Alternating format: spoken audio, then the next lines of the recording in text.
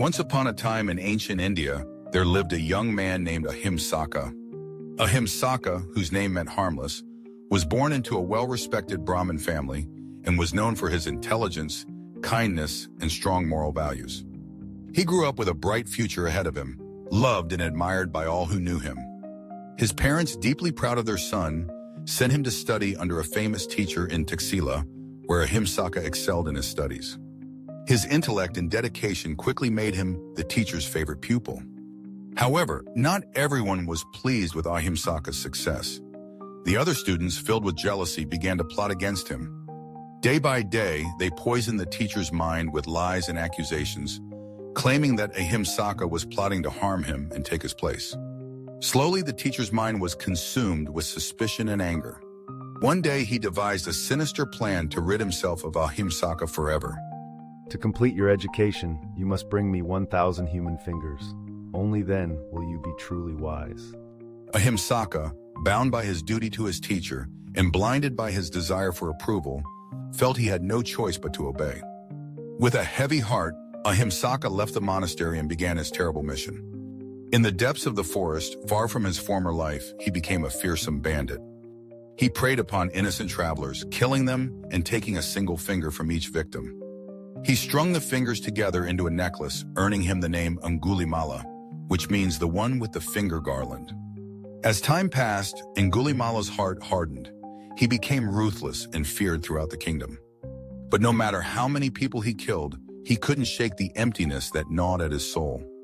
The fingers around his neck grew heavier, but they brought him no closer to wisdom or peace. He had become a man consumed by his past mistakes, locked in a cycle of violence and destruction. One day, word of Angulimala reached the ears of the Buddha. Moved by compassion, the Buddha decided to seek out the bandit and help him find redemption. Angulimala from a distance spotted the Buddha approaching. Thinking him to be another traveler, he prepared to attack. But as he drew closer, something strange happened. No matter how fast Angulimala ran, he couldn't catch up to the Buddha, who continued to walk at his own slow pace.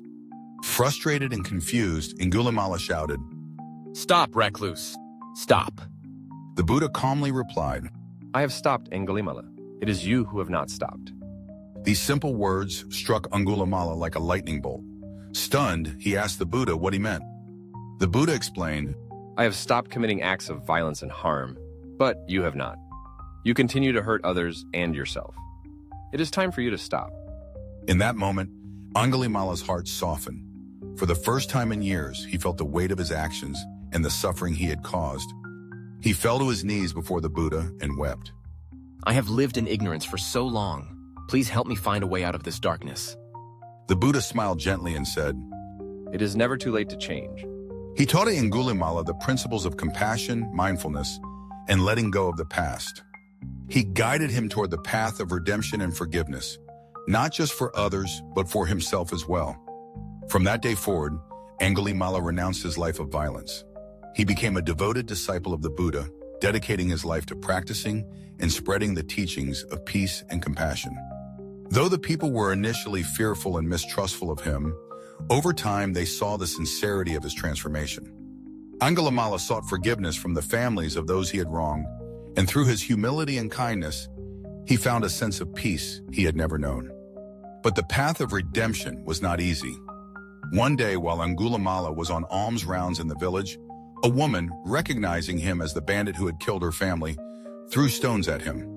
Though he was struck and bleeding, Angulimala did not retaliate. Instead, he accepted the woman's anger and pain, knowing that it was the consequence of his past actions.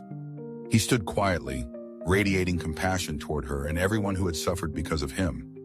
In that moment, Angulimala realized that true redemption does not erase the past, but it allows us to move forward with a heart full of compassion and a mind free of hatred. He had let go of his anger and guilt, and through the practice of mindfulness and loving kindness, he found inner peace. Angulimala's story is one of profound transformation. It teaches us that no matter how lost we may feel or how many mistakes we've made, we always have the power to change. We can break free from the cycles of suffering and violence that trap us, and we can find peace by cultivating compassion for ourselves and others.